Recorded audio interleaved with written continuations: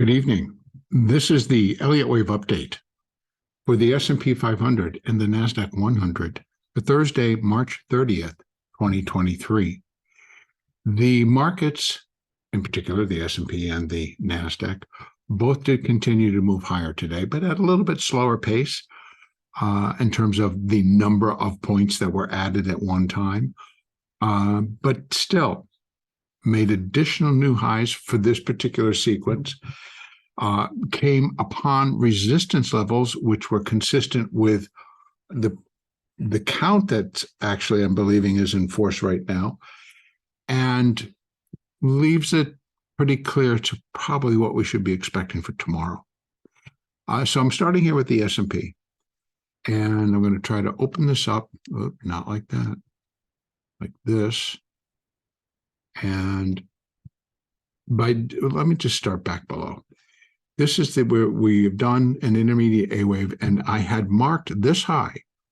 So that would have been the beginning of February high as the completion point for intermediate wave B, putting us in an intermediate C wave decline. Now, that's a bigger picture. And so I just want to kind of become a little bit more clear, because I know that there are a lot of people that are like, well, you keep changing, what is this now? What happened to that? And I'm going to just take a little bit of a time right now just to give some explanation as to why that does occur. Again, as I've often said, this is the whole thing. The markets are fluid. The markets react every day. The markets get fresh input and decide how they're going to interpret it and how that's going to affect their positions, basically. And then we have gotten extremely algorithmic. In fact, we're all algorithmic in terms of that's how orders are entered, that's how they're executed. And there are many different types of algorithms that are out working or engaged with the market pretty much the entire session. So things change more quickly. But getting back to the count itself changing, I attempt to put together a count that is reflective of what the market, I believe, is doing and where it's coming from and where it should go to. So, but in that process, we're going to go through impulse moves, which are going to be in the direction of the trend right now that remains down. And then there are the counter trend moves, which are more the corrective moves for those individual impulse waves. So the trouble really comes in that period of the corrective, the counter trend moves. That's what was happening here. That's what continues to happen here. So believing that this could have finished an intermediate degree, put us in a position where this is going to now be counted as a wave one of the next intermediate degree decline. And so when that came in and I put it there, and this was going to be a 2, there are particular Fibonacci levels, there's particular wave patterns and different things that would shift that and open up a new set of parameters of what the market is now capable of doing. And being that many of us, if not most of us, are in the market every day, when we see moves like we did today, and you're trading in instruments such as the NASDAQ or the S&P or the bonds or gold in a futures market, their contracts are large, and therefore their monetary value per tick can be very large, and it's going to be per contract, et cetera. So there's a lot of things if you're trading futures or you're trading stock or you're trading options. Each carries an individual fact sheet, so to speak, what they're representing, what they do, how they settle. There are a lot of things. So, but in the futures market, they move very quickly right now. They move fast, and the NASDAQ and the S&P both can take off or put on $5, $6, $7, $8. So that would be S&P dollars or NASDAQ dollars. So for example, the S&P, the mini contract, it's $50 per point. And if it's moving at 5 or 6 and up to 10 in one pretty much straight move, those are pretty large amounts of money in terms of what's happening in the future. So it goes very quick. And with algorithms totally being in control and directing direction and trend at most given times within the trading session, it adds another layer because you're going to get moves like this and you get moves like that and you get, and we continue to. Now, here we are I've had originally, like I said, put the intermediate wave B here. I've moved it for right now because I want to make clear that it's not done, because this started to get up past where it should. If it was going to be a 1 and this was going to be a 2 and this was going to be a 1 and another 2, well, that broke that and took it up to here because we needed to change that. So this remains an ABC up. But what the market then told me after doing this, it's like it's going to continue to correct. So it's going to continue to be difficult. That's actually my bottom line, my main point. We're not out of this correction. I kept thinking maybe we're here. I kept thinking maybe this was the start of a rejection to take us in that next stronger leg down. Well, now that's basically told me, nope, and you're going to have to wait. And so with that in mind, I took away the C wave and moved to the alternate count. I've always had these running in my background. So in other words, it's like not something I'm presenting. I attempt to show it as I did last Sunday in the NASDAQ, where I actually did put on the alternate count. I took it back down after Sunday going into Monday. And after Monday's trade, reverted back to the preferred count, which had not been broken yet. So, but at that point when it did, which was, I believe, about Tuesday, so it didn't take very long.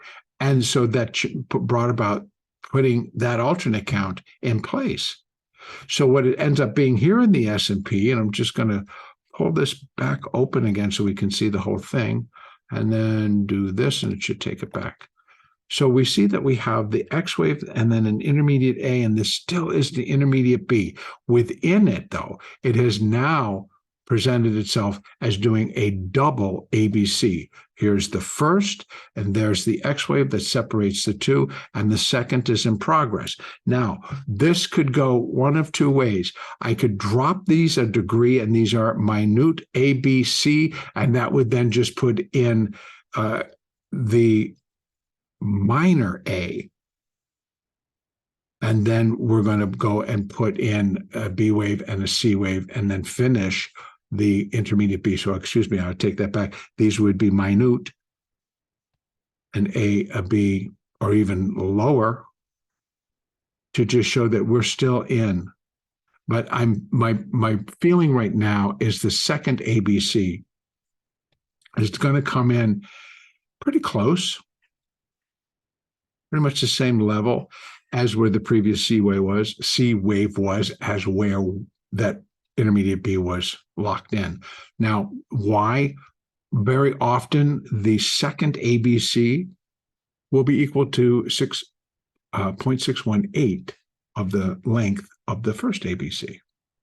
So that puts it right there. So if you have an A, a B, and we're in that C wave now, it projects, and it could go, because there's several ways that I can count the internals here.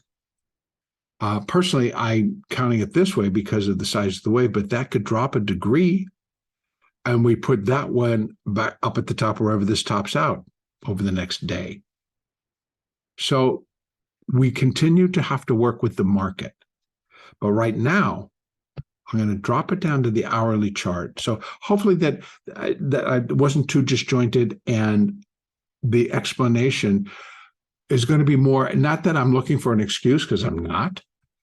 I'm just basically saying that this was very difficult. This remains difficult, although it's very directional. So again, just speaking to this, if you're a position trader or if you're a swing trader, if you're a swing trader, you likely could have caught a lot of this move, as long as you were able to react to a buy-side signal where you buy it. See, that's the other point. Position traders, you might have positioned yourself for a continuation of a downside move. But to that resolve, I would ask, did you have a stop? If we don't work with stops and you're sitting there, you're going to get very angry very quickly to what's happening against what I say and against what I then present. And I understand that, but it's not the analysis. It's actually more focused, and it has to do with trading. So again, if you are a day trader and you're having trouble just trying to trade it, then I also want to just put out there again, I'm going to be putting together a promo together with Dan Ascani. The new trade room is now shaping up. I've gotten the software, it's being installed, and et cetera, and we're going to get all that together and then put the everything together in terms of for choosing which tier you want, and we'll talk about it. Back to the S&P. What we're looking at again is the second C wave, and that C wave is going to come up in 5 waves. And this is the first, the second, the third, the fourth, and we've got the 5th. There will be many that will argue that it's at a much lower level, that it's just going to be minute wave 1 up here. And what that then suggests is that there's a lot more to come in this C wave. And that takes me back out to that 4-hour chart where we have seen where we got 43.69, 45.14 upside. That then, yes, does break that August high. So is the potential there? Yes, it is. Can there be many, many interruptions on the way? More than I can count. So this is what I'm talking about. The potential is there. I'm counting what is happening day to day. I'm trying to use degrees that do suggest we have much more to go. But at the same time, realizing that we're running into resistance levels that fit the count and the size of everything that's happening. So right now, I'm going to go back down to that hourly chart and let's start to build some internals that'll fit to what we're doing. First, I'm going to put on is the Fibonacci extensions for this C wave. If this is A and this is B, we're in a C. And that comparison is C is compared to wave A. So we're just going to go right to there, Oh, right there. Thank you. And so now we're going to kind of take a look as to where we may, because this is the larger second ABC, what its potential could be. So right now I look for where we have some pretty solid overlap. And right now, again, that we have 2 at 41.75 in that area. 41, actually up to 41.75. So from like 41.68 to 41.75, that is kind of a little bit of a zone, 2 fairly strong fibs that could complete the whole thing, and then we'll look for something different. A break there throws it up to 42.59 from 42.55, which is the 618, to 42.60, let's call it. That one is also not out of the picture. And then lastly, we have a cluster here, but pretty high level. So, which can be associated with the C wave itself and also the larger ABC. And that comes in from 43 up to 4,400. Now that's pretty high, but please understand, I'm not saying that's where the market is going. I'm saying these are the Fibonacci numbers. On a technical basis, is it possible? Yeah, the numbers tell you it's possible. Is it probable? I don't know. I'm not going to give it a high probability right now, but the market's going to tell me if it is. And if this turns out to be a 1, 2, 3, 4, 5 minute wave 1 of 5, then yes, it jumps real quick into the picture. But we won't know that until we finish the 5 and we start to decline. If it ends up being a 1, 2, 3, 4, 5 minute 1, then we're going to be looking for a wave 2. If we drop in 3 and start to rally again, well, we'll have our answer. But do you understand now how much has to take place before that type of a direction can be tacked on to say more likely? So it's possible. But right now, I'm not giving it a high probability till I see how this all comes off as it's doing 5 up. All C waves must be 5. When I complete the 5 and the move that it's making, by the way, it's pretty, that didn't work. It's it's very intense. These moves are big. So could it be the whole thing? Well, maybe. But I am presenting both sides. We will get confirmation of a top or a bottom from the market. If they're reaching support, I'm always going to leave open the possibility it could continue to drop, but it didn't. It went up. Okay, it's exceeding resistance now. What's next? Likely the next level. When I fit it in with my count, it fits. Yep, we should go. So for tomorrow here in the S&P, I do suspect that we are going to at least get to 4,100 to 4,120, at least. And we're opening and we're a little bit soft, but no big deal. Pretty much unchanged. So I think that, yes, that needs to happen. And then we're finishing a 5. And then we'll be looking for at least an ABC. I'm not going to call it the top. I'm going to look for an ABC and see what happens then. How far and how deep does it go? Because there will be levels coming off that throw the scale towards completion. But right now, I'm looking for this to come up. There's a lot of underlying things going on. The one main reason that this occurred and this is because a lot of CTAs, quote unquote, got caught way too short. And now they're moving into month end, and they're just pushing this thing through the moon. So they're making a mad dash, covering the positions that they had just put on in stocks like Apple and et cetera, because they were negative on tech because rates, whatever.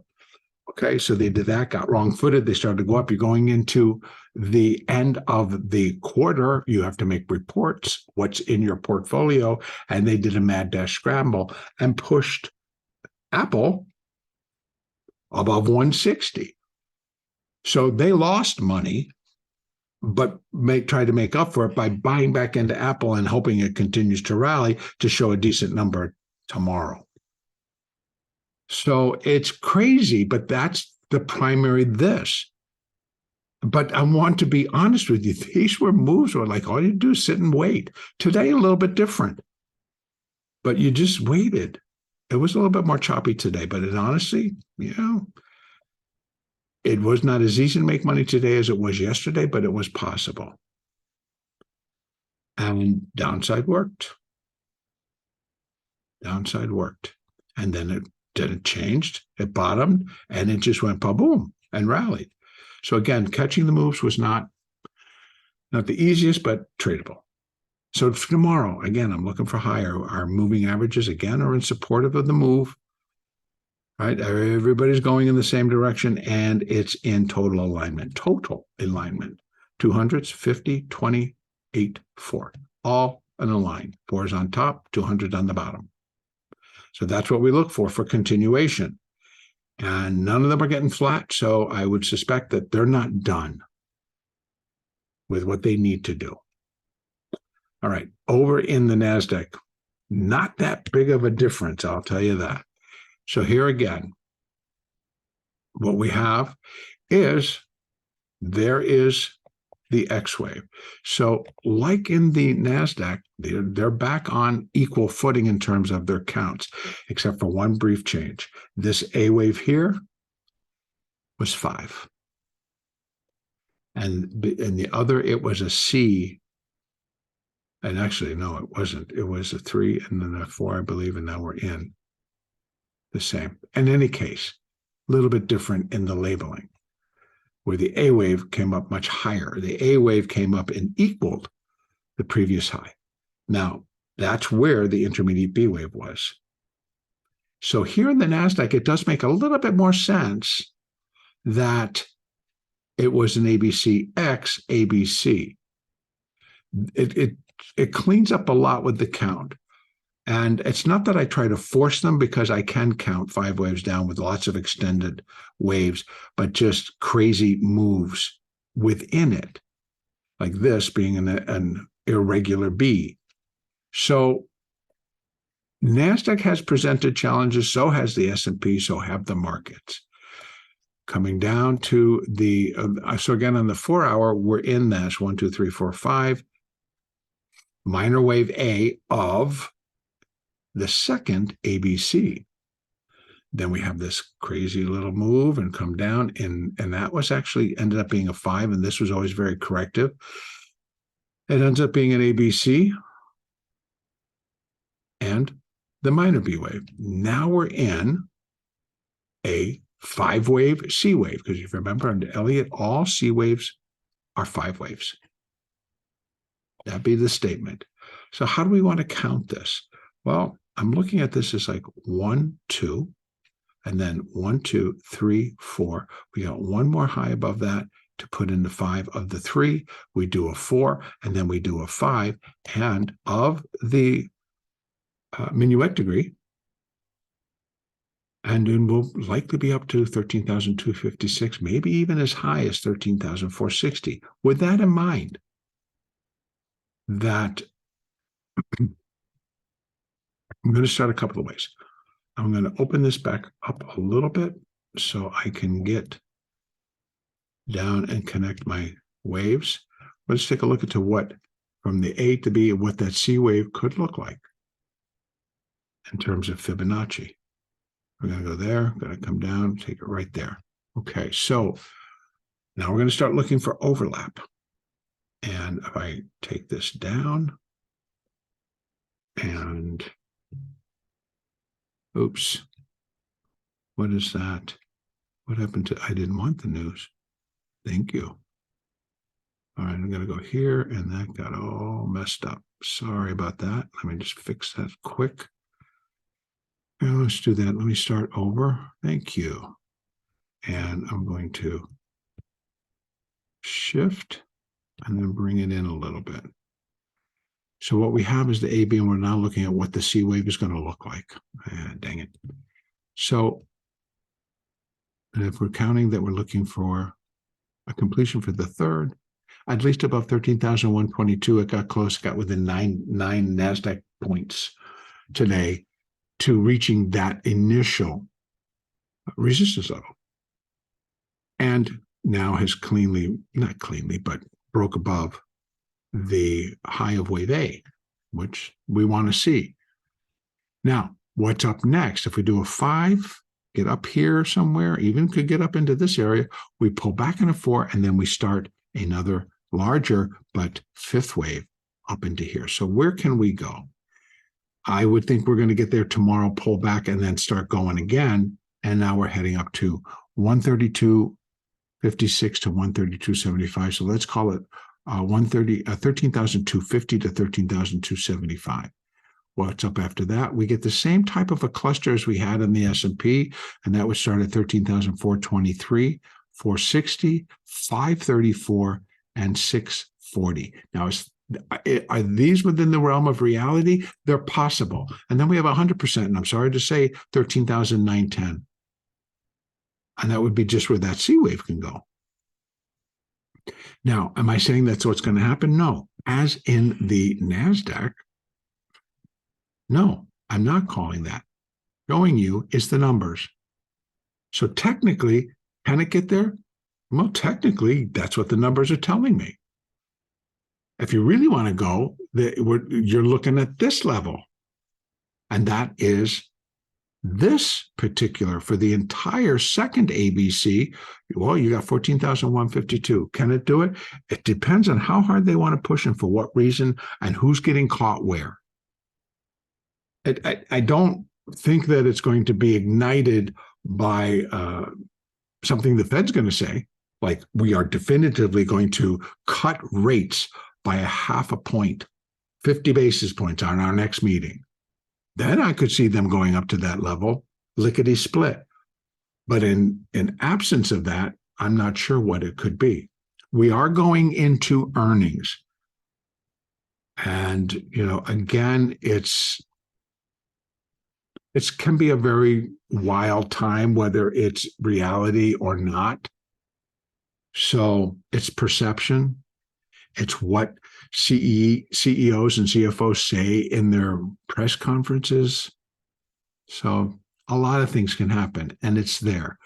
How high is it? It is on the potentially yes side, Well, what's the probability? I'm not giving it a very high probability right now because the market's not telling me. It's showing me technically that it can. Should it go?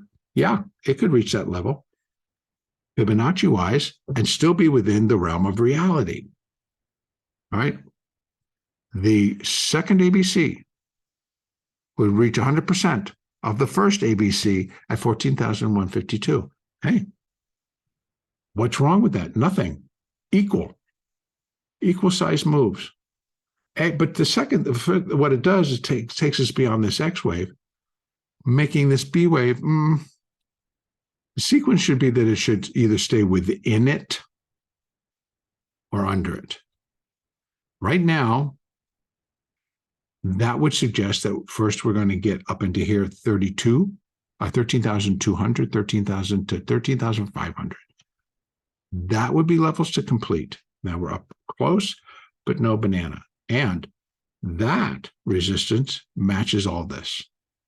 That's a sweet spot, 13,534. Can the algorithms get it there? Yes. Look at this. This was the 13th. That low is at 11,822. Today, we closed at 13,051. 13,051.